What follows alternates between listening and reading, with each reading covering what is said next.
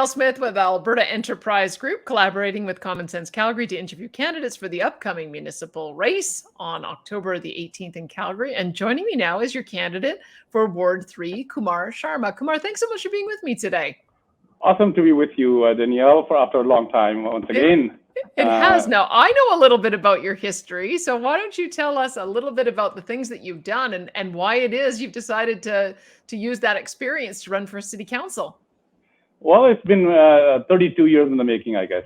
And when I jumped into public life 26 years ago as a entrepreneur, TV broadcaster, I was the largest independent TV producer for Access Television for many, many years. And then I've been on City TV, CTV, and since I became a public figure, I've been involved in a lot of events. I've promoted a lot of Bollywood concerts. I've done beauty pageants, produced beauty pageants. I've done community events and been involved politically as well here and there. And so that's why I thought I start this public life officially and do something for City of Calgary. And since you and I were known for a long time, I used to interview you. And today it's interviewer is becoming interviewee. I'm turning the tables on you. So talk to me about why you're so attracted to city council issues, because you could run at any level of office. Why did you choose to run for the city? Yes, a great question. First of all, I would say I'm an educator. I have a Bachelor of Science and Bachelor of Education degree from India. I used to be a teacher for physics, chemistry, and mathematics before coming to Canada back in 1989. And some time ago, I thought I will run as a school trustee. But then city council is a very interesting place in a way that you represent our city of Calgary throughout the world. You become the voice of city.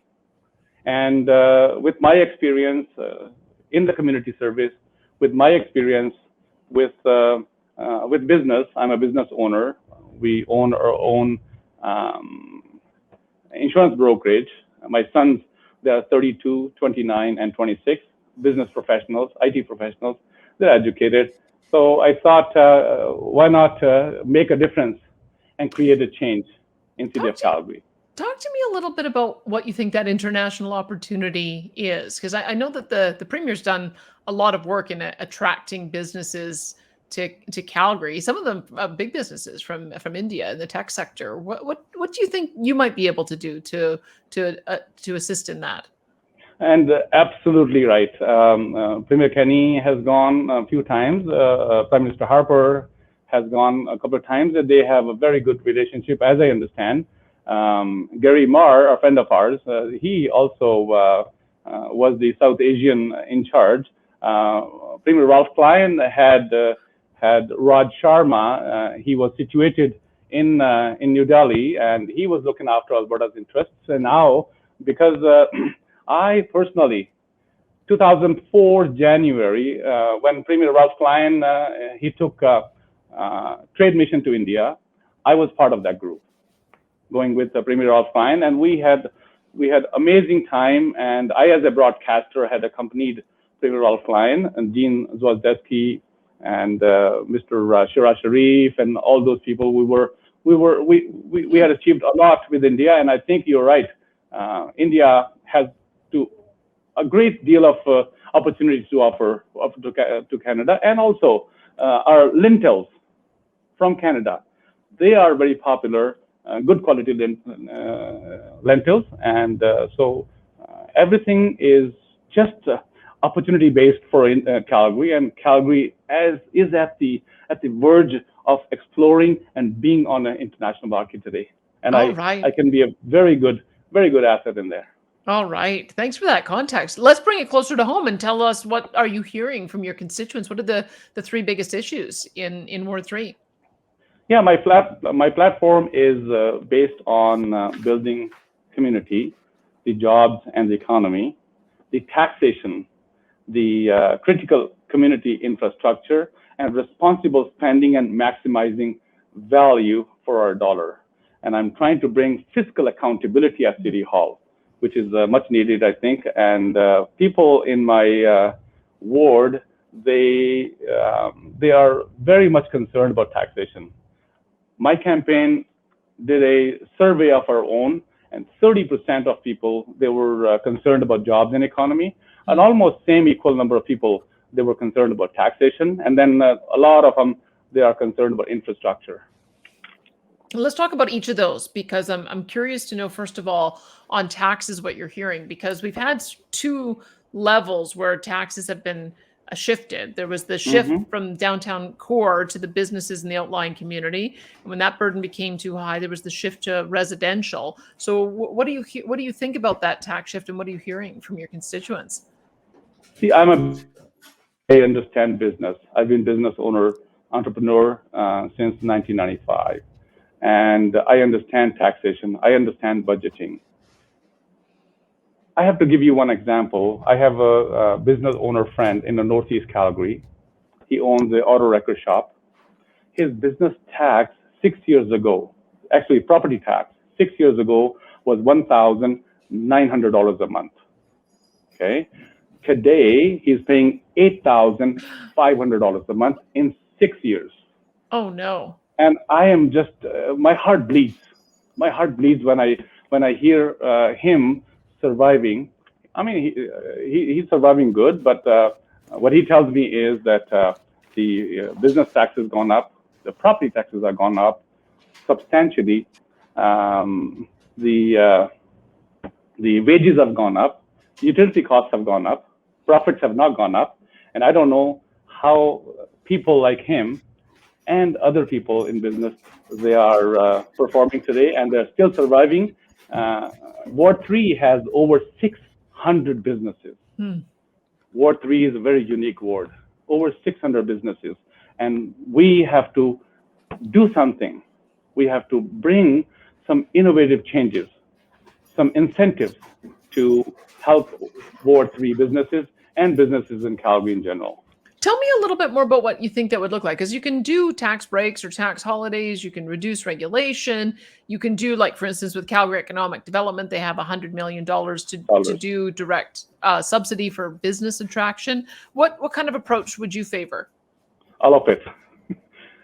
Somewhat all of it, because I think we are definitely due for a tax reform in Calgary.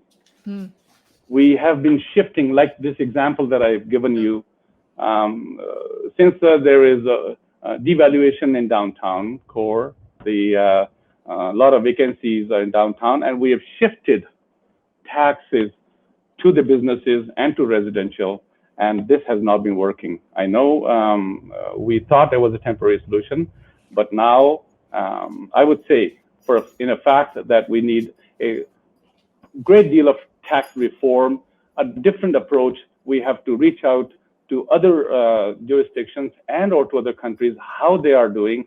And as soon as I become a city councillor, that'll be my first priority as a business owner and as an entrepreneur, to look for ways that how we can better utilize, rather than shifting our tax burden from businesses to residential or to the urban businesses. All right. Let me ask you a little bit more about downtown and what in particular you might do to attract businesses there, because I think the business model for Calgary is kind of based on having a large amount of revenue coming from downtown, and yet we have a huge vacancy rate down there. Do you have some thoughts on what could be done? Downtown should become attractive to people. Some people, they want to live in it. Some people, they want to do business over there. From Ward 3, there are a lot of people who use that corridor, the bus 301 route along Center Street to go downtown working. And a lot of people, they are jobless in Ward 3 as well. And some people, they have two families. One person is working, other one is not working. And downtown, yes, we were through a very bad patch during COVID. But when I take the 301 bus early in the morning, 7:30, these days, that bus is going really full. and people have started to go back to downtown. And I have a lot of friends who move here from Mumbai, who move here from New Delhi, and or from other parts of Europe, and they give me a lot of ideas how their downtowns work. And as a city councilor, as a experienced and trusted Kumar Sharma, when he reaches to the people's doors and or talking to people, people are telling me that, Kumar, you can bring a good approach, searching out the other countries and other parts of the world, and bringing out a balanced approach as to how we can fill downtown. And all I can promise you right now that I can try and put together a process, and that process will be to research and study and work towards a common goal to improve the quality of life here. All right. One other area that you mentioned was infrastructure. So tell me a bit about it from your perspective. Are there things that are lacking in Ward 3 that you would be advocating for, or are you talking more generally about large projects? Yes, infrastructure, huge deficit in Ward 3. If I go back to let's say 2013, and this ward, the city councilor at that time, he was representing Martindale, Saddle Ridge, and along the way he was also representing Coventry Hills and Harvest Hills. And then we have a Center Street, Harvest Hills Boulevard, and west side of Harvest Hills Boulevard was Panorama Hills. That was Ward 3, and then the Coventry Hills and Harvest Hills, that was Ward 5. Then 2017, this ward changed again. Oh. The Coventry and Harvest Hills became part of Ward 3. Now, what we have seen is, we have gone through so many changes in this ward. We have been subdivided from one ward, put it into other ward, and when city allocates some funds, for the northeast quadrant, for the northwest quadrant, this ward has been gone missing from many of the projects. There is no meeting and gathering place in Ward 3. There is not much field spaces. There's not much. If you want to do for a family, any event you want to do, 100 people event you want to do. I know this time we have Sandstone and McEwen as a part of this ward, and they have a community association hall. But other than that, in this ward, there's no community association hall otherwise. I know there's a Vivo Center, and they're going through a very good expansion, and they're doing a very good job. But again, if you have to gather 100 people, and I asked one of the community associations here, what do you guys do? They say we rent Best Western Hotel, or we go to Edgemont, right? So there is a huge deficit just because this ward has been divided. This ward has been shoved around from the northwest and northeast quadrants, and from the budgets and everything.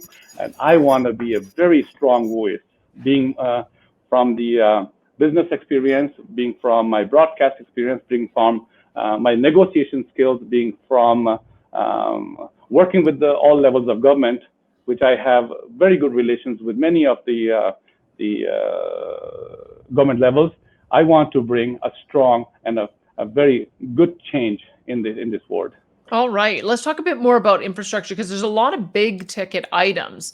When you're talking about the capital budget, there's got to be sort of trade-offs. So I want to get your perspective on a couple of these.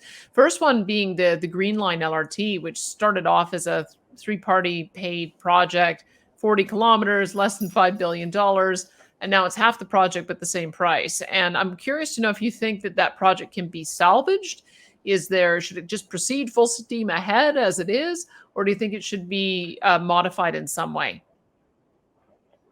Well, I've been advocating myself that as soon as I become city councilor, I want to be the chairperson of the transit committee to find out what happened, what made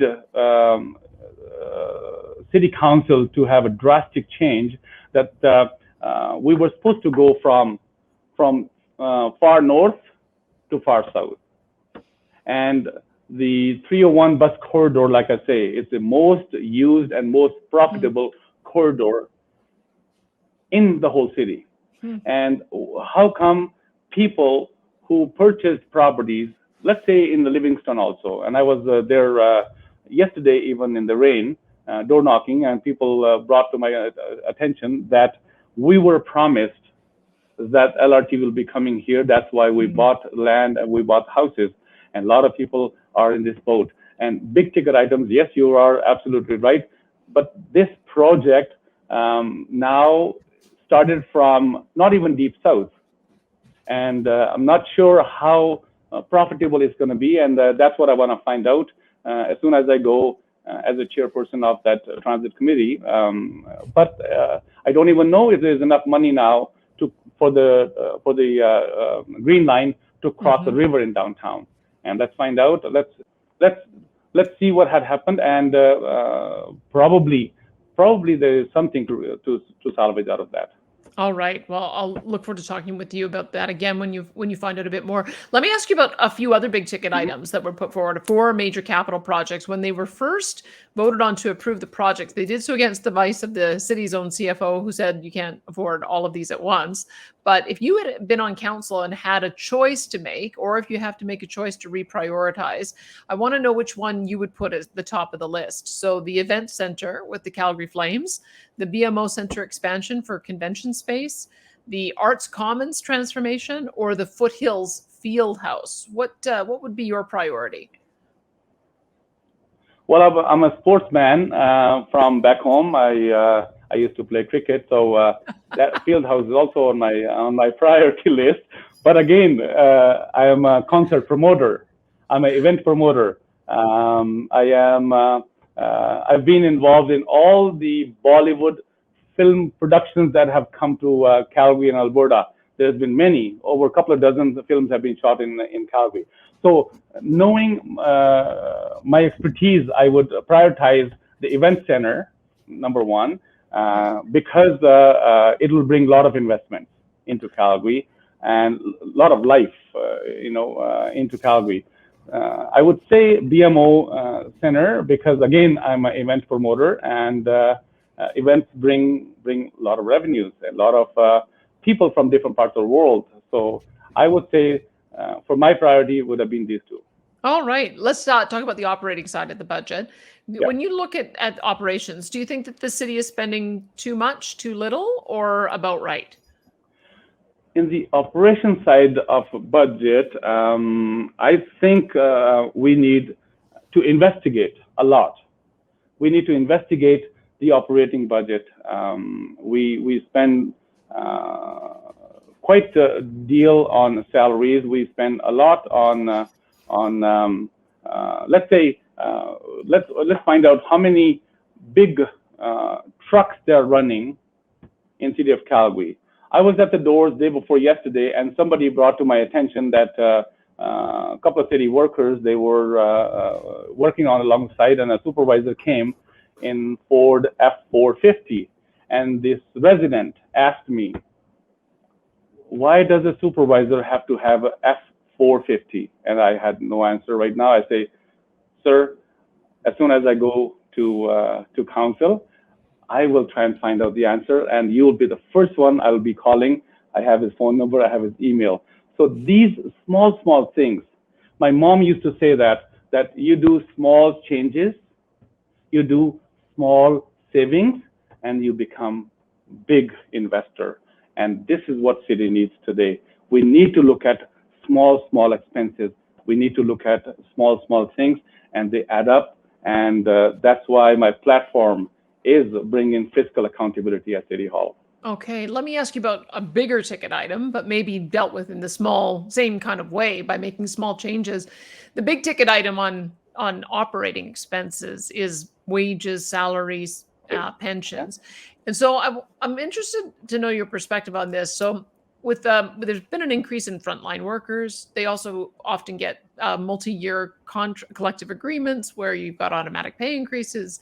Also, as you go up the steps of getting seniority, you get increase in pay. But now there's been a bit of a mismatch because we're seeing something quite different happening in the private sector with downsizing and job sharing and pay cuts. And I wonder, do you think we need to take a different approach to dealing with the expenses for frontline workers?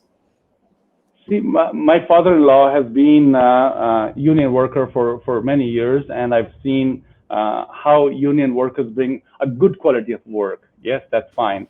But there are certain things that we can do a little differently, and the salaries at the city hall has been one of the concerns, and some of the bosses, I'm told, if they are making a lot of money, and if we can consolidate some departments, if we can work together and bring out those changes, and these big ticket items will be controlled very nicely. And what I'm thinking today when I'm talking to you, you have been into politics for so long as well, and you have seen all these things.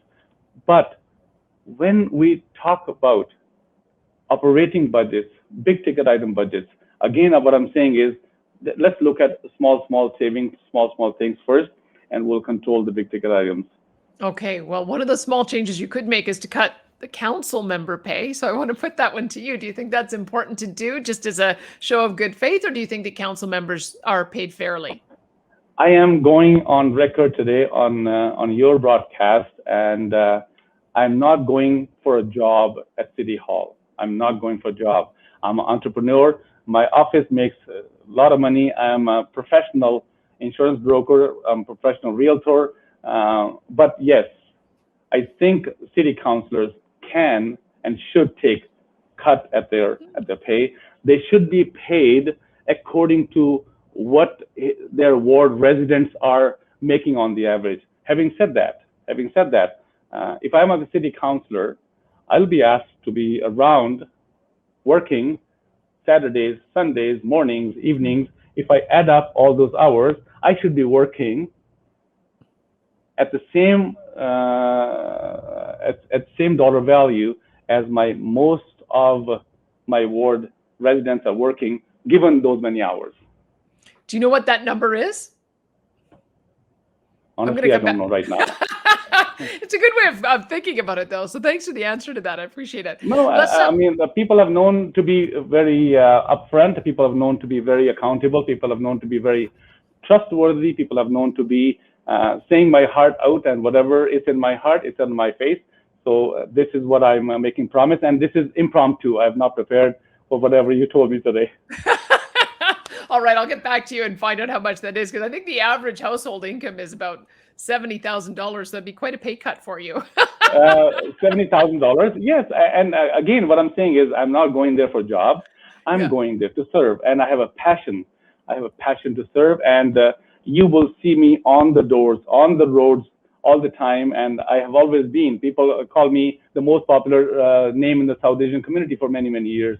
And this is what I'm bringing to City Council. This is what I want to go to City Council, prove that we can be one of, just like as the residents that I'm representing. But given number of hours, and if I divide that into $15 or $20 an hour, or at my expertise, if I'm $35 an hour, so we can do a math, and maybe you and I will talk about that as soon as I become city councilor.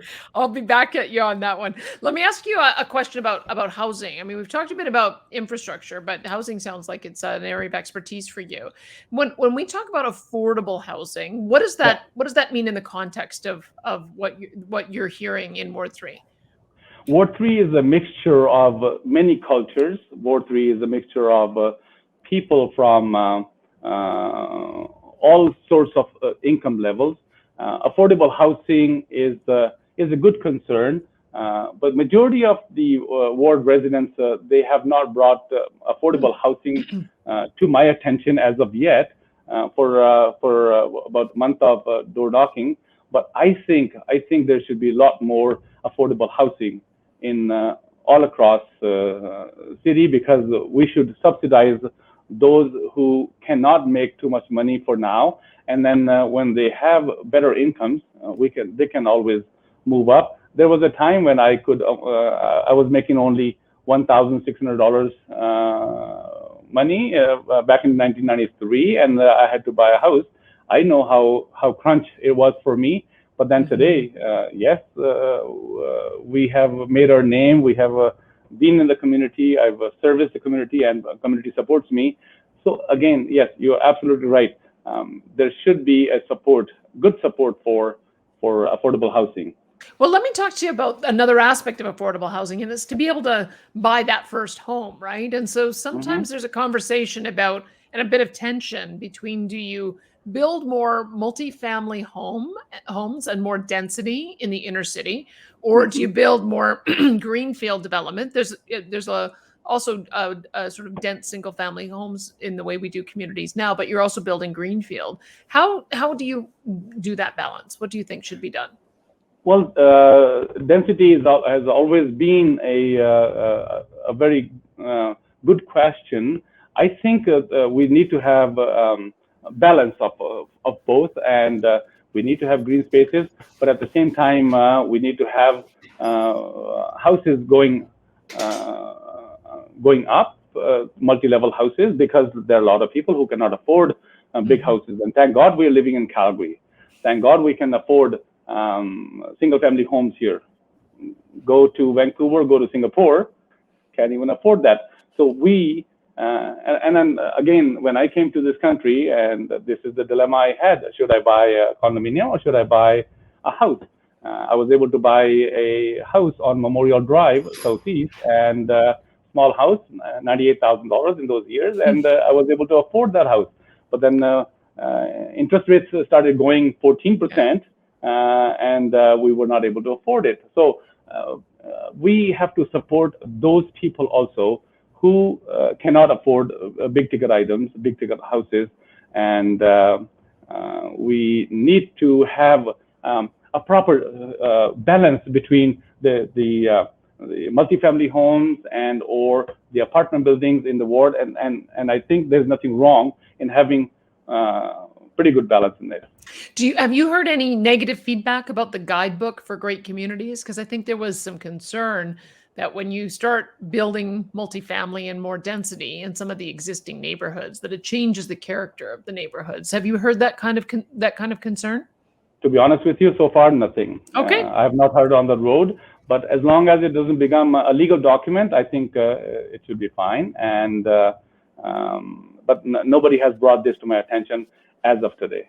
Okay, let me ask you just a few more questions about issues that have come up in the last year. So first of all, the issue of the private sector delivering public services. So we've talked about private garbage collection or private sector running golf courses or snow removal. What's your general take on that? Do you support that approach? Well, first of all, let me touch on snow removal thing. Yeah. We don't remove snow. We plow snow. So we should stop using that snow removal term. We should say snow plowing. What do you think? Or we should start removing it. Or we should start removing it if we cannot plow. Exactly. Well, tell me. I've heard a couple of times that there were particular problems in the wards in the east, the southeast, and northeast. What exactly happened over there? What makes it so difficult, or what made it so difficult in that last snow dump? In what respect? I'm just wondering why it was such a concern. What did you see that was a problem with snow removal? For snow plowing? In your ward, yeah. In my ward, yes. In my ward, things have been pretty good, not bad. The street that I live on, when you go up the hill, in the wintertime, the small cars cannot go up the hill, and I brought this to my 311 attention as well, and I think we should have a better job of snow plowing if we cannot remove snow. Okay. Let me ask you about a couple of other questions. The residential speed limits were reduced to 40 kilometers per hour. Did you support that move? I support that move, but at the same time, a lot of my residents on Panorama Hills Drive, a lot of my residents on Panama Boulevard, a lot of my residents in Livingston, where I have door knocked a lot, and you will see a lot of my signs, they have brought to my attention that people are just going high speeds. Nothing seems to be working by bringing down to 40 kilometers an hour. In Livingston, we don't see too much signage, they say. People do not know. And in other areas, people see, and I've talked to District 7 police officers and or a couple of other authorities. We are trying to find a way whether there should be enough police presence and or there should be much education, or the residents should make a little association and have a sign on the road, hey, our families live here and please do not speed. But there are some residents who are really angry that we are not doing enough. All right. So I'm sure you'll hear more about that as you go along, maybe have some more solutions too. And I've been promising these residents that I'll be raising this issue. And today on your broadcast, I'm glad you asked me on this question, because this is very close to my heart. Yeah. And I want to represent my residents, and whatever their concerns are, they are the foremost concerns for me. All right. Let me ask you about the public arts program. Have you heard concerns? There have been a couple of black eyes about the big blue ring in the north and the Beaufort Towers and a few others. There was a I think at the Genesis Center, there was an installment that had to be removed because it was burning people's clothing when the sun shined off of it. So there's been a few black eyes, and I'm just wondering, do you think they fixed the program, or do you think that it still needs to have some reform? To be honest with you, I think the arts program is a very good program. Mm-hmm. We need to have Calgary, artsy looking. This is no doubt. We're not just buildings. We're not just multi-story buildings or residences. We need art. But for having that ring on 96th Avenue, I have not gone since I saw it for first time. I took one picture at that day. I have not seen anybody taking pictures with it. Mm-hmm. If we spent so much money, at least it could have been a artist from Calgary, not from German, I think it was, or something. So if we are bringing these arts artifacts and projects, at least let's support local. And for other arts projects, I'm a concert promoter, I'm an event promoter, I'm an entrepreneur. I love arts, and I always support, but they should be supported with proper balancing and proper research, and or at least supporting local artists. Okay. Let me ask you a bit of a controversial question, because the Defund the Police movement rose to prominence in the last year. I'm interested in knowing what that movement meant to you and what you think we should learn from it. Police is a very important first responders. My mom's elder brother, my mom's father, my mom's other brothers, they're all police officers back home, and I've seen first hand how my grandfather, my uncle, they used to work. And here also in 1997, when I was part of the Calgary Police Academy, what is it called? Calgary. There was a course that was offered to the community leaders, and I attended that course, and I had learned Citizens Police Academy course. Yes, okay. Calgary Citizens Police Academy course, and I was part of it. And when they take you along the ride in the cruiser, I mean, your heart, goes up to them, and I salute to the first responders, salute to the police officers. But having said that, police officers are given a lot of duties which other departments, other social workers, and other people can do. So if we can diversify somehow and give police what only they should do, I think we can do a better job. All right. Let me ask you just a couple final questions about how you see your role as an elected council member, because we do have some referenda that are coming forward, one on fluoride, one on daylight savings, one on equalization. Generally speaking, do you think that people should be allowed to vote directly on more issues, or do you prefer to make the decisions yourself as the elected representative? Well, if there are some issues which your ward residents are bringing again and again, what they are asking you, so you can make those decisions on behalf of the residents. Now, if there are certain issues that you don't have consensus on, and I don't think there's any problem in getting referendums on those issues, like fluoride. I support the fluoride, but if my residents say no, we don't support, and I will look into that as well. But I think, and me being a yoga teacher, I teach yoga and I teach pranayam. This is very important, and fluoride is a good way to have healthy digestion, because whatever goes in your teeth, whatever goes in your mouth, that directly affects your digestion. All right. That's a novel argument. I hadn't heard that one, but now that you told me that you're a yoga instructor, you might be able to answer this next question very well, because part of the issue when you get elected is you're just a one voice and you're an independent, but you have to get 8 votes to be able to pass anything. I'm now picturing you all in yoga class with you with you leading the charge on an issue, but do tell me how you think you'd be able to get that consensus. Well, in my home, I have 3 adult sons and my wife and I am one of the 5 voices. Oh. One of the 6 voices, right? When my father or mother are here, I'm one of the 7 voices, 8 voices, right? How do I manage that? How do I take a leadership role? How do I create consensus among the family? Especially in my family, when the day comes to voting, sometimes I say I'm going to vote this person. My wife says no, I'm going to vote the other person. How do we bring the consensus? Why can't we bring that leadership in City Hall? We're not going there to fight.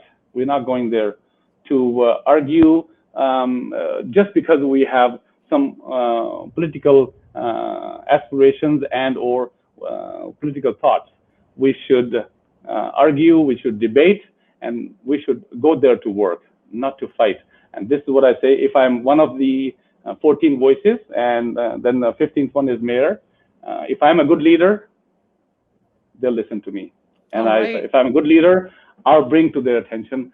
I'll bring positive aspects of that issue to their attention. And I'm sure for last 32 years, this is what I've been doing, and I'll be very successful doing that as city council as well. One more aspect of it is that the city administration might sometimes propose a policy that they think would be best for the city as a whole, but your constituents might oppose it. What would you do in those circumstances? Well, city administration does a very good job. They take directions from council, and certain issues they may need better direction. If I am handling more town hall meetings in my ward, if I'm on the road, if I know the pulse, the emotions of my ward, and with my experience of 32 years, and if I can debate with my residents first and find out exactly what they want, and if a city administration needs to get better direction from an experienced city councillor who understands budgeting, who understands business, well, we will have to bring out a kind of a balanced approach with the administration as well. All right. Well, tell people how they can get in touch with you and follow your campaign. It's very easy to get in touch with me. My cell phone, I think half of South Asian community already has it, 403-708-0500, or easy yet, kumarsharma.ca. And Fantastic. As soon as you go there, you have everything about me very well laid out.